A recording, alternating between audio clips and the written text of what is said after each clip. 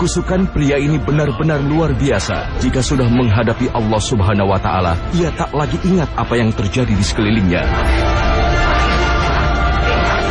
Lecutan cambuk sipir penjara tidak membuat dirinya merintih. Ia tetap menundukkan kepala pada Sang Khalik. Kekusukan luar biasa yang membuat heran penguasa negerinya.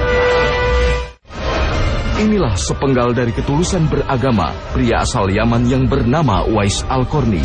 Konon ia sempat dipenjara bukan karena melakukan kejahatan, tapi karena ia beriman pada Muhammad SAW dan risalah Islam yang diemban. Dikisahkan penguasa Yaman dari Persia yang bernama Badzan memaklumkan siapapun yang memeluk Islam, agama Muhammad SAW, maka akan mendapat sanksi berat. Karena Muhammad SAW dianggap telah melecehkan Raja Persia hanya karena menyuruh beriman kepada Allah Subhanahu wa Ta'ala.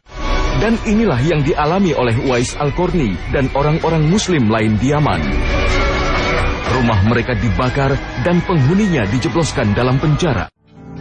Uwais Al-Qarni hidup pada masa Nabi SAW, akan tetapi tidak sekalipun bertemu dengan Rasulullah SAW. Itu sebabnya ia tidak termasuk sahabat Rasul, tapi disebut tabi'in atau pengikut para sahabat karena tidak pernah berjumpa dengan Nabi SAW.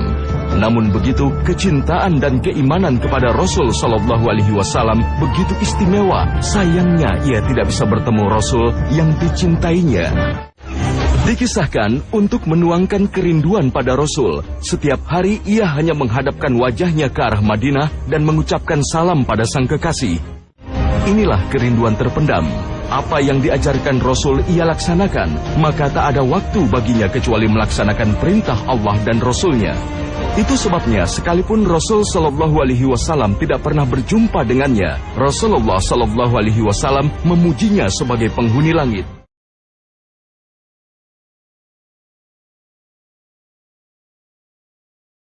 Lalu mengapa Uwais yang selalu merindukan berjumpa dengan Nabi tidak berangkat ke Madinah untuk menemuinya?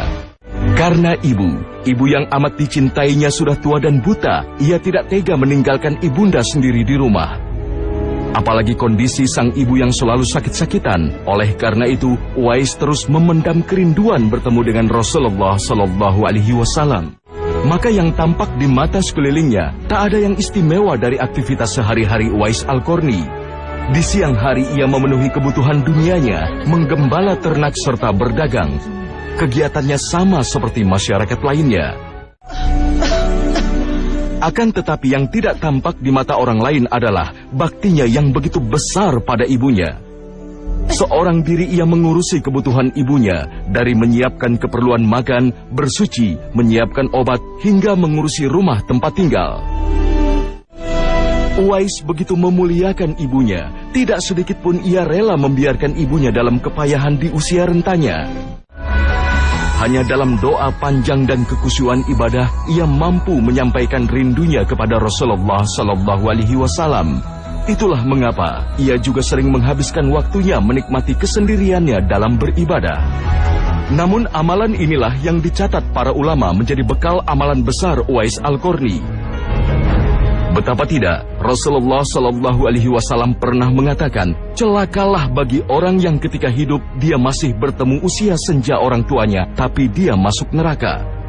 Yang dimaksud Rasulullah SAW dalam kalimat ini adalah mengurusi orang tua di usia senja merupakan pintu besar untuk mengantarkan seseorang menuju surga. Sebab disinilah seorang anak memiliki kesempatan besar untuk mengumpulkan pahala sebesar-besarnya melalui baktinya pada orang tuanya, terutama pada besarnya keinginan Uwais untuk bertemu dengan Rasulullah SAW sebenarnya dapat dirasakan sang ibu. Meski sang ibunda memiliki mata yang tak lagi dapat melihat, namun mata hatinya cukup peka dan dapat merasakan keinginan putranya.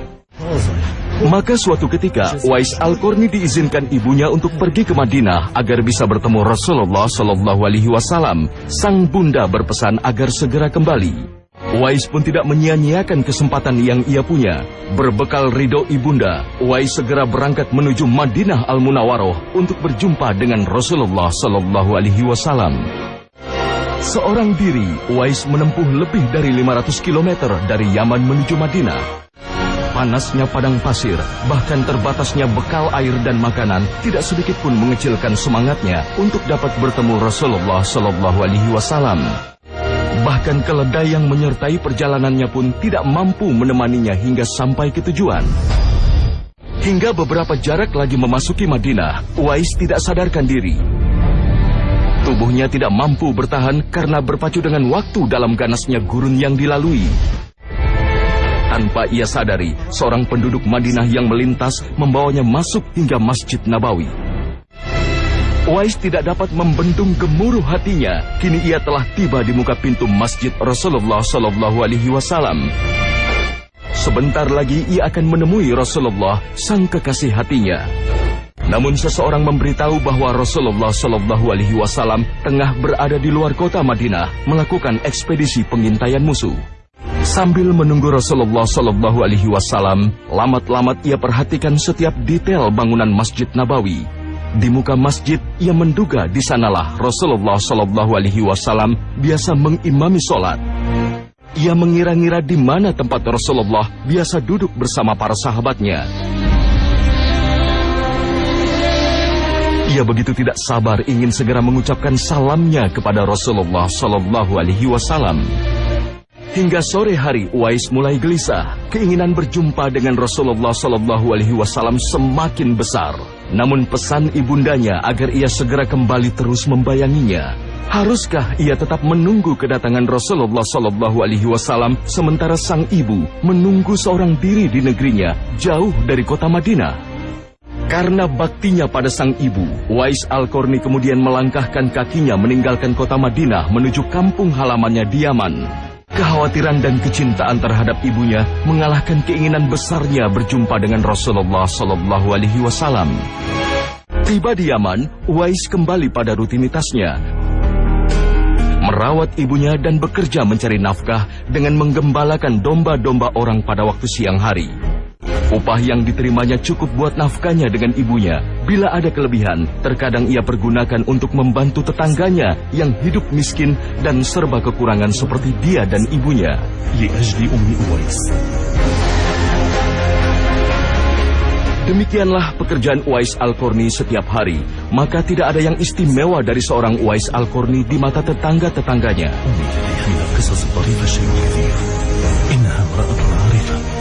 Uwais Al-Qarni di mata tetangga-tetangganya.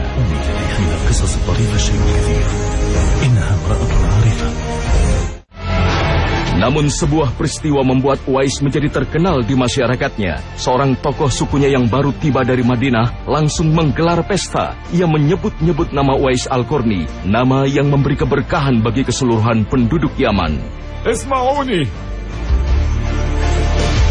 Saat berada di Madinah, tokoh suku ini mendengar pujian yang luar biasa terhadap seorang warga Yaman bernama Uwais Al-Qarni. عندما دخلنا مدينة رسول الله لم يكن النبي حاضر لكن ومع انحسار شمس الزوال عن موضعها أشرقت شمس رسول الله وهو عائد إلى يثرب. Lalu Rasulullah Shallallahu Alaihi Wasallam mengatakan bahwa telah datang seorang penuh berkah dari Yaman. Qala Rasulullah, Inna nur Uwais Al-Qarni khallafahu lana ba'da dhahabih. Thumma wajjaha wajhahu nahiyata bilad al-Yaman wa qala, Bala hadha akhi ana Uwais Al-Qarni. Rasulullah Shallallahu Alaihi Wasallam kemudian mendoakan keberkahan negeri Yaman. Sang pembesar pun mencari-cari nama Uwais yang tidak dikenal penduduk Yaman. Sanumdil layali wa sanadhallu nabhathu anhu hatta na'thur alayh. Innahu la sharafun lana nahnu al-yamaniyin an nu'azzima maqamahu wa an nubaligha fi ihtiramih. Saat menemukan rumahnya, sang pembesar itu pun memberikan segala hidangan demi Uwais yang telah mendatangkan keberkahan negeri Yaman. Inilah keberkahan bakti pada ibu, dan Uwais menjadi contoh bagi kebaktian yang mulia ini. Assalamu bal mi'ata salamin ala Uwais Al-Qarni. Waalaikumsalam. Taqaddamu, fahadha al-ihtifal ihtifalukum antum. Uwais tidak menginginkannya ia menjadi terkenal, sebab ketenarannya akan mengganggu kelurusan. Setelah wafatnya Rasulullah Sallallahu Alaihi Wasallam pada masa Khalifah Umar bin Khattab, nama Uwais Al-Qarni sering membayangi sang Khalifah. Itu sebabnya Khalifah Umar bin Khattab selalu menanyakan keberadaan Uwais kepada para kafilah dagang maupun rombongan haji dari Yaman, sehingga membuat heran para penduduk Yaman karena nama Uwais tidak banyak dikenal di negerinya. Hingga akhirnya Umar bin Khattab berhasil bertemu dengan Uwais Al-Qarni. Umar bin Khattab, sahabat mulia, Khalifah Muslimin, meminta doa kepada Uwais Al-Qarni agar mendapat ampunan Allah Subhanahu wa Ta'ala. Semua itu berkat sabda Rasulullah Sallallahu Alaihi Wasallam pada para sahabatnya tentang Uwais Al-Qarni. Wahai Abu Hurairah, sesungguhnya Allah mencintai dari makhluk-makhluknya yang bersih hatinya, tersembunyi yang baik-baik, rambutnya acak-acakan, wajahnya berdebu, yang kosong perutnya kecuali dari hasil pekerjaan yang halal. Orang-orang yang apabila meminta izin kepada para penguasa, maka tidak diizinkan. Jika melamar wanita-wanita yang menawan, maka mereka tidak mau menikah. Jika tidak ada, mereka tidak dicari. Ketika hadir, mereka tidak diundang. Jika muncul, kemunculannya tidak disikapi dengan kegembiraan. Apabila sakit, mereka tidak dijenguk. Dan jika mati, tidak dihadiri prosesi pemakamannya. Para sahabat bertanya, bagaimana kita dapat menjadi bagian dari mereka? Rasul menjawab, orang itu adalah Uwais Al-Qarni. Para sahabat bertanya, apa ciri-ciri orang yang bernama Uwais Al-Qarni? Setelah menjelaskan bentuk fisik dan kekusukannya, Rasul mengatakan bahwa sosok Al-Qarni tidak dikenal penghuni bumi, tapi terkenal di kalangan penghuni langit. Apabila bersumpah atas nama Allah, maka ia pasti memenuhi sumpahnya. Sungguh, di bawah bahu kirinya ada cahaya berwarna putih. Nanti pada hari kiamat diperintahkan kepada para hamba, masuklah kalian ke dalam surga, dan dikatakan kepada Uwais, berhentilah, berilah syafaat. Lalu Allah memberikan hak syafaat kepadanya untuk menolong sebanyak jumlah orang dari suku Rabi'ah dan Mudhar, dua kabilah besar bangsa Arab. Maka Rasul mengatakan, wahai Umar, wahai Ali, apabila kalian berdua bertemu dengannya, maka mintalah kepadanya agar kiranya ia memintakan ampunan untuk kalian. Maka Allah akan mengampuni kalian berdua. Subhanallah. Uwais Al-Qarni, dari seorang biasa yang tidak dikenal siapa-siapa, kemudian menjadi terkenal di dalam sejarah karena namanya telah menjadi perbincangan di langit. Baktinya pada ibunya membuat bait-bait doanya begitu dikenal Allah Subhanahu wa Ta'ala. Uwais Al-Qarni menjadi pelajaran mahal bagi kita, bahwa untuk mendapat keberkahan dalam hidup di dunia, tidak perlu jauh-jauh mencarinya, bahkan ada di dalam rumah kita. Cukup berbakti kepada kedua orang tua, maka pintu surga akan terbuka lebar-lebar bagi kita. Rahimahullah, Uwais Al-Qarni.